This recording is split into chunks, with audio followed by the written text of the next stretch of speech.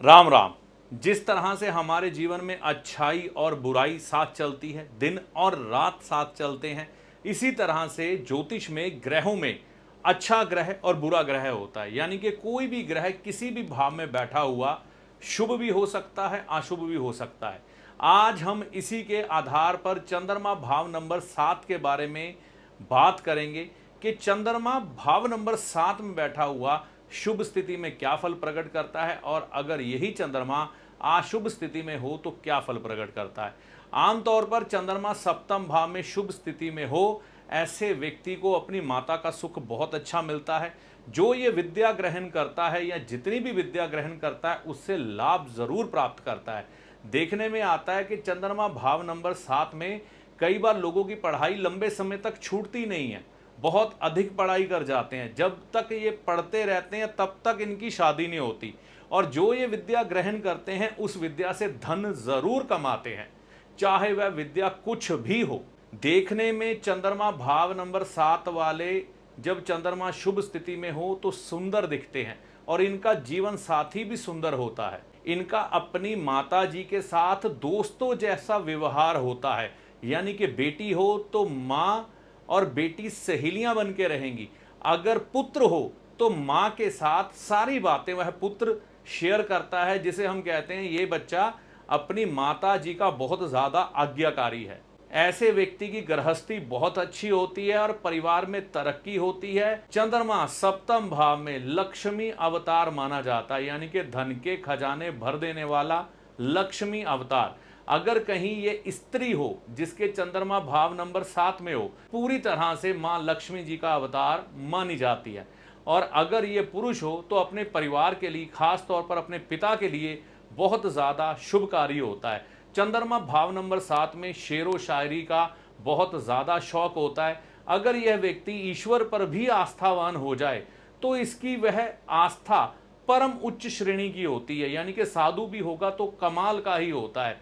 और ऐसा व्यक्ति ज्योतिष विद्या में, वास्तु में या ऑकल्ट साइंस कोई भी हो उसमें रुचि जरूर रखेगा। अगर ये रुचि नहीं रखता ऐसी विद्याओं में तो देखने में आता है कई बार ये चंद्रमा की शुभ स्थिति नहीं होती। विवाह के बाद इस व्यक्ति का भाग्य उदय हो जाता है और अपने ससुराल वालों के लिए भी ये व्यक्ति शुभकारी होता है। सरकार से इस व्यक्ति को लाभ प्राप्त होता है जिसका चंद्रमा भाव नंबर 7 में शुभ हो।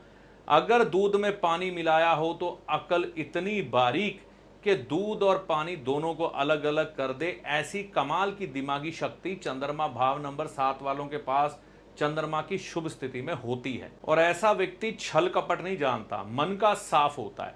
तो ये थी चंद्रमा भाव नंबर 7 में चंद्रमा की शुभ स्थिति। अब यही चंद्रमा जब अशुभ स्थिति में आ जाए तो व्यक्ति के जीवन में क्या फल प्रकट करता है। सबसे पहले इसकी विद्या में रुचि नहीं होती, विद्या में इतनी रुचि नहीं लेता, ज्यादा पढ़ा लिखा नहीं होता, ज्योतिष में रुचि नहीं लेता, ऑकल्ट साइंस में रुचि नहीं लेता। और ऐसा व्यक्ति अपनी माता का विरोधी हो जाता है, या बुजुर्ग जो माताएं होती हैं उनके साथ इनका बैर होना बहुत ही ज्यादा बुरा असर प्रदान करता है चंद्रमा के दृष्टिकोण से। ससुराल से झगड़ा होना, विवाह के बाद नुकसान होना, खास तौर पर अगर विवाह 24 साल की आयु में हो जाए तो बहुत अशुभ असर आता है चंद्रमा भाव नंबर 7 में जब अशुभ स्थिति में हो। कहते हैं ऐसी शादी नहीं बर्बादी बन जाती है।